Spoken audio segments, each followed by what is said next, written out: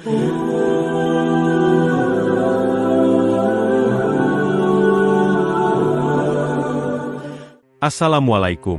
warahmatullahi wabarakatuh. Sahabat Mumtana, sebelum menyimak kisah cerita hari ini, saya sarankan untuk menulis sholawat kepada Nabi di kolom komentar. Semoga sholawat kita menjadi penolong kita kelak di padang mahsyar. Kami doakan semoga kalian mendapatkan rezeki yang barokah dan diberi kemudahan oleh Allah Subhanahu wa Ta'ala dalam menjalani kehidupan sehari-hari. Siang itu matahari menggantung tinggi, membakar jalanan kota kecil yang lengang. Udara terasa berat, panas memantul dari aspal yang nyaris kosong. Sesekali kendaraan melintas, lalu hilang di telan tikungan jalan. Di depan kantor polisi sektor kecil yang tampak sepi dan terabaikan, sebuah ojek online berhenti perlahan. Dari boncengan belakang, seorang wanita bertubuh mungil turun. Ia mengenakan kaos hitam polos yang melekat di tubuh, celana kargo pendek warna gelap, dan sepatu sneaker hitam. Sebuah tas kecil diselempangkan menyilang di dadanya. Tak ada yang istimewa dari penampilannya. Sekilas ia tampak seperti mahasiswi biasa, atau mungkin kakak dari salah satu pelajar yang kena tilang. Namanya Laras. Langkahnya ringan, tapi mantap. Wajahnya datar, matanya tenang, tak menunjukkan kegelisahan ataupun marah. Ia mengangkat satu tangan menghalau silau matahari, lalu menatap bangunan tua itu sejenak sebelum melangkah masuk. Tujuannya cuma satu, mengambil motor adiknya yang ditahan polisi 2 hari lalu dalam razia di dekat kampus. Semua surat sudah lengkap. Denda pun sudah dibayar resmi lewat kejaksaan. Ia datang bukan untuk membuat masalah. Namun, tak seorang pun di sana tahu siapa sebenarnya Laras. Dan tak satu pun membayangkan bahwa kehadirannya hari itu akan mengguncang tatanan kecil yang selama ini nyaman bermain kotor. Dalam diamnya, Laras membawa sesuatu yang tidak terlihat, kehormatan, disiplin, dan ketegasan yang telah ditempa di medan yang jauh dari kota ini. Hari itu, kantor polisi itu kedatangan tamu yang tidak akan pernah mereka lupakan. Laras melangkah melewati pos keamanan depan yang kosong. Tak ada petugas jaga, hanya kipas angin berdebu yang berputar pelan di langit-langit. Kantor polisi sektor kecil itu tampak lesu, seperti tidak pernah benar-benar sibuk. Suasana sepi membuat suara langkah kakinya menggema ringan di lantai ubin yang mulai kusam.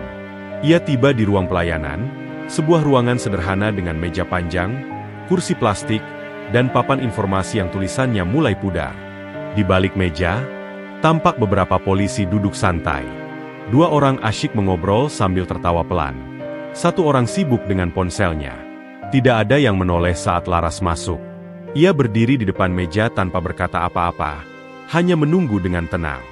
Tangannya membuka map plastik bening berisi dokumen, fotokopi STNK, KTP adiknya, surat tilang, dan bukti pembayaran denda. Semua rapi. Tidak ada ekspresi marah di wajahnya. Ia sudah terbiasa menunggu. Dalam pikirannya, proses ini seharusnya sederhana. Beberapa menit berlalu. Akhirnya, seorang polisi bertubuh besar keluar dari dalam. Seragamnya sedikit ketat di bagian lengan dan perut. Rambutnya disisir ke belakang, dan senyum sinis menggantung di wajahnya.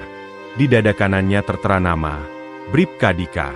Ia memandang Laras sekilas seperti menilai seseorang yang tak penting, lalu bertanya dengan nada malas, "Ada perlu apa, Mbak?" Laras menjawab dengan tenang. Suaranya datar namun jelas.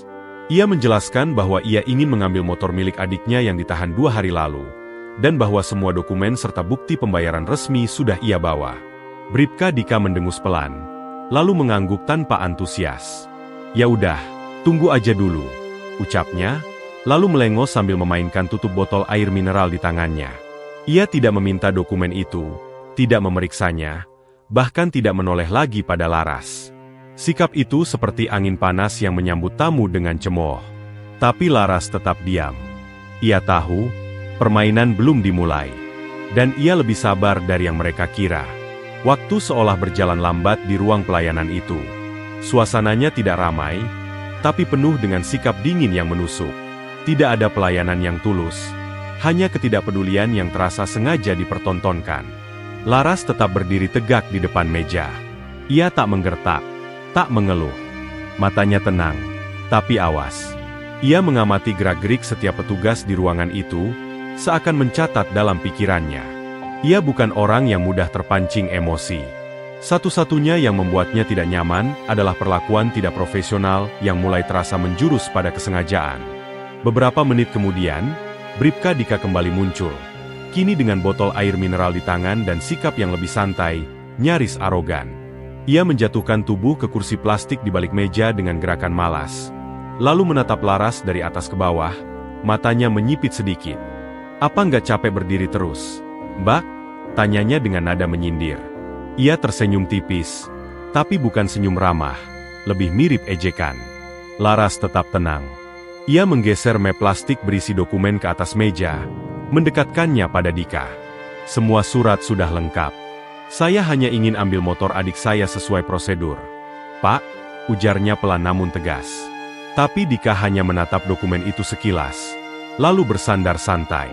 "Udah dicek ke dalam belum? Soalnya sekarang banyak tuh yang surat bayar palsu. Apalagi kalau ngurusnya online," katanya, seolah mencari-cari alasan. Ia memainkan tutup botol dengan ujung jarinya, lalu menambahkan, "Kalau ngurus motor aja nggak usah sok tegas, Mbak.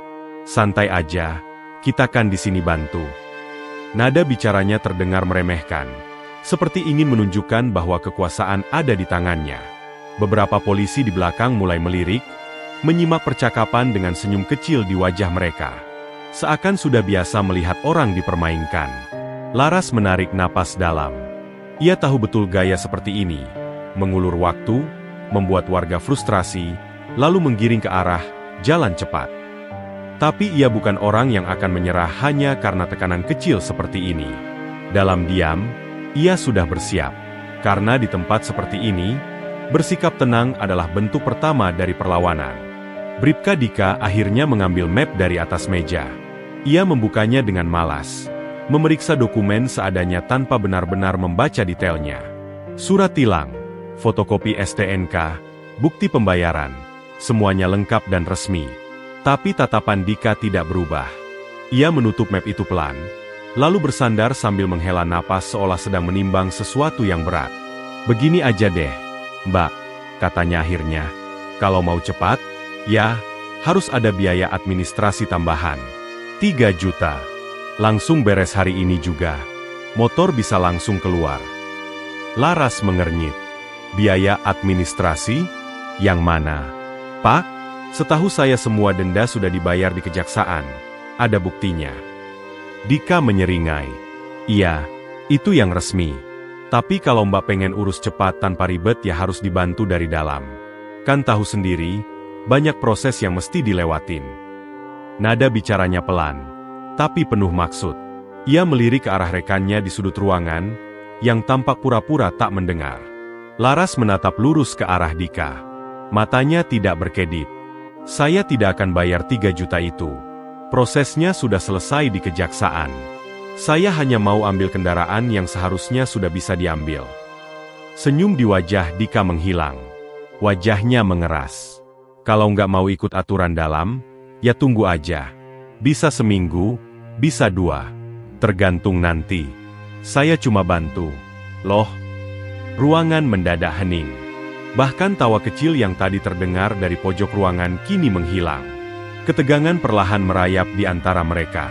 Laras tak bergeming. Wajahnya tetap tenang. Tapi suara dan tatapannya menyiratkan sikap yang tak bisa dibeli.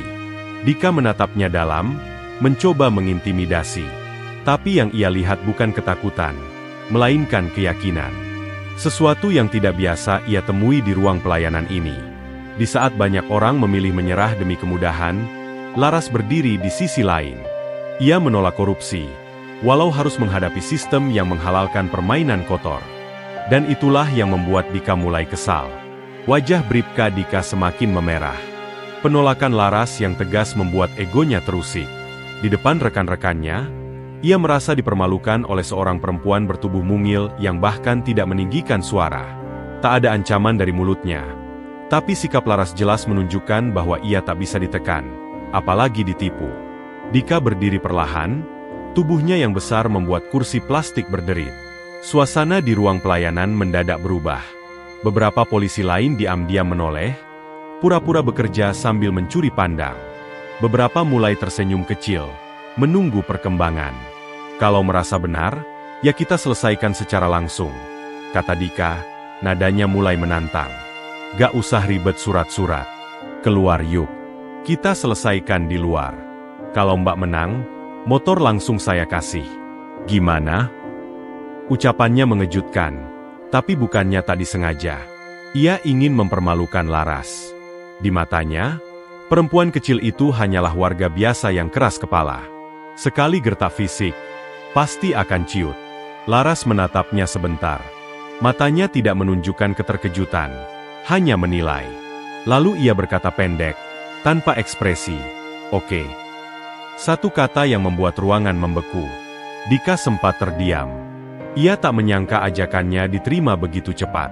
Para polisi yang tadinya malas-malasan kini mulai beranjak, pura-pura ke belakang, ke halaman samping yang biasa dipakai apel pagi, yang kini akan jadi arena adu fisik. "Awas ya, nanti jangan menyesal," ucap Dika dengan suara keras. Ia melangkah lebih cepat, menutupi keraguan yang perlahan muncul di dadanya. Laras mengikuti tanpa suara. Langkahnya ringan, tapi tegap. Tak satu pun yang menyangka bahwa ia tidak datang tanpa bekal. Dan Dika sedang menggali lubang yang tak bisa ia tutup kembali. Di halaman belakang kantor polisi, udara terasa lebih panas dari sebelumnya. Matahari siang menyorot tajam, membuat bayangan terlihat jelas di lantai semen yang kasar. Beberapa polisi berkumpul di pinggir, pura-pura sibuk tetapi menatap penuh minat. Tak ada yang mencegah. Seolah duel ini bukan pelanggaran etika, tapi hiburan langka di tengah rutinitas yang membosankan. Bribka Dika menggulung lengan seragamnya. Otot-otot lengannya menegang, penuh percaya diri. "Ayo, Mbak, jangan nyesel ya," katanya sambil mulai melangkah mendekat. Laras berdiri dengan posisi netral. Tubuhnya rileks, namun matanya awas. Ia tidak menunjukkan kesiapan bertarung dengan gaya mencolok. Tapi saat Dika mulai melancarkan serangan mendadak, pukulan langsung ke arah bahunya, Laras bergerak cepat. Tubuhnya miring, menghindar dengan satu langkah kecil ke kanan. Ia tidak membalas. Belum. Dika mencoba lagi, kali ini dengan sapuan kaki ke arah pergelangan. Laras meloncat ringan, lalu memutar tubuhnya untuk menciptakan jarak. Beberapa polisi mulai bersorak kecil. Mereka kira Laras hanya mengandalkan kelincahan. Namun ketika Dika menyerang untuk ketiga kalinya, Laras menunduk dan bergerak cepat. Ia memutar tubuh ke samping Dika, menghantam titik saraf di bawah ketiak dengan dua jari, lalu menendang bagian belakang lutut. Dika limbung, kehilangan keseimbangan. Dalam 2 detik, tubuh besar itu roboh ke lantai, terbatuk dan terengah. Semua yang menonton terdiam. Dari arah pintu belakang, seorang perwira senior melangkah cepat. Kompol Arman, kepala sektor itu, baru keluar dari ruangannya karena mendengar keributan. Matanya melebar saat melihat wajah Laras yang sangat ia kenali. "Kamu, Kopassus?" tanyanya, setengah tak percaya. Laras mengangguk pelan, menyeka keringat dari pelipis. "Purna tugas. Tapi ingatan saya soal keadilan masih aktif." Tanpa banyak bicara, Kompol Arman memberi perintah tegas. Proses disipliner segera untuk Bribka Dika. Pelanggaran etika, pemerasan, dan penyalahgunaan wewenang. Motor adik Laras diserahkan tanpa syarat. Semua proses dikembalikan ke jalur hukum yang benar. Sebelum pergi, Laras sempat menoleh ke arah Dika yang masih duduk lemas di lantai. "Hukum bukan untuk dipermainkan," ucapnya singkat. Lalu ia melangkah pergi, meninggalkan keheningan yang syarat pelajaran. Hari itu, semua orang di kantor polisi itu mengerti satu hal. Jangan pernah meremehkan seseorang hanya dari penampilannya.